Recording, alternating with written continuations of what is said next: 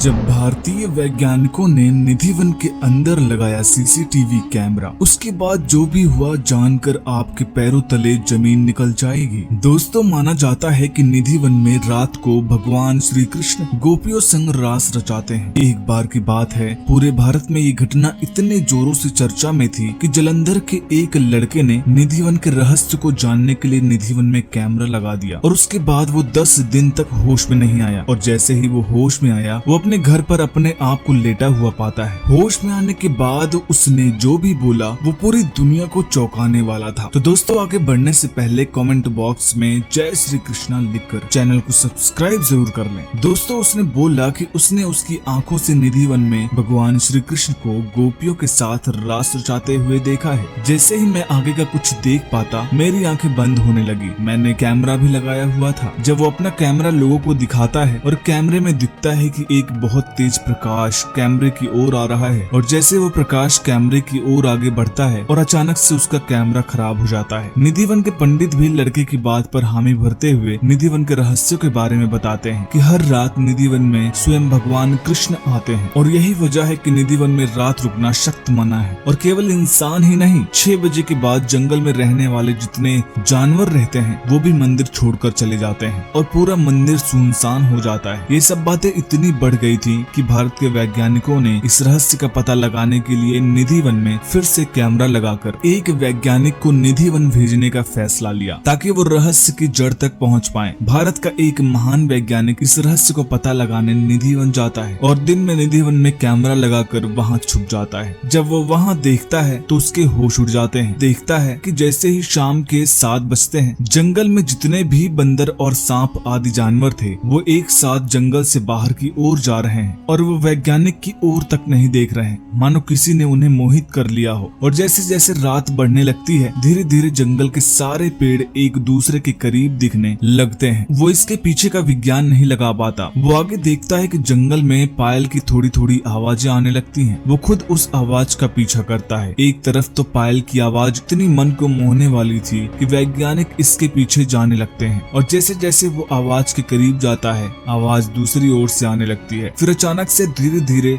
ढोल नगाड़ों की आवाज भी आने लगती है। वैज्ञानिक को कुछ समझ में नहीं आता कि ये सब क्या चल रहा है। वो बीच जंगल में खड़े होकर सोचता है कि उसे जाना किस तरफ चाहिए। वो अपना कैमरा लेकर ढोल नगाड़ों की आवाज की तरफ जाने का सोचता है ताकि अगर उसे कुछ भी हो, कुछ उस कैमरे में कैद हो जाए। उसको भी वैसी ही एक रोशनी अपनी ओर आकर्षित करती है जो जालंधर के लड़के ने अपने कैमरे में कैद कर ली थी, और वो उस रोशनी के रहस्य को पता करने के लिए उसकी ओर निकल जाता है और सोचता है कि शायद उसी ओर ढोल नगाड़ों की आवाज आ रही होगी। वैज्ञानिक के साथ भी वैसा ही होता है जैसा लड़के के साथ हुआ। वैज्ञानिक सुबह पंडितों को निधि वन के मंदिर में बेहोश पड़ा मिलता है, जिसे देख पंडित बहुत चौंक जाते हैं। सोचते हैं कि ये आदमी कौन है। वो उसे होश में लाते हैं। वैज्ञानिक उन्हें पूरी बात बताता है। पंडित वैज्ञानिक को बोलते हैं कि आप चाहकर भी उस रहस्य तक नहीं पहुंच सकते और चाहे आपकी आंखें हो या कैमरा, कोई निधि वन का रहस्य कैद नहीं कर पाएगा। जैसे ही पंडित कैमरे की बात निकालता है, वैज्ञानिक को अपने कैमरे की याद आ जाती है और वो अपना कैमरा ढूंढने जंगल में जाता है। वो अपने कैमरे में कैद सारी वीडियोस देखता है जो उसने रात को बनाई थी। जैसे ही वो वीडियो चालू करता है, उसे जंगल से जानवर बाहर निकलते हुए दिखते हैं। उसी वीडियो में वही प्रकाश दिखता है जो उस दिन उस लड़के के कैमरे में कैद हुआ था, और उसके बाद उसका कैमरा पूरी तरह से चलना बंद हो जाता है। और उस दिन वैज्ञानिक भी निधि वन के रहस्य को पूरी तरह से पता नहीं कर पाता। माना जाता है कि ये सब भगवान श्री कृष्ण का ही चमत्कार। दोस्तों, निधि वन के बारे में आपका क्या मानना है हमें कमेंट बॉक्स में जरूर बताइएगा, और वीडियो पसंद आई तो वीडियो को लाइक करिएगा, शेयर करिएगा और चैनल को सब्सक्राइब करना मत भूलिएगा। जय श्री कृष्णा।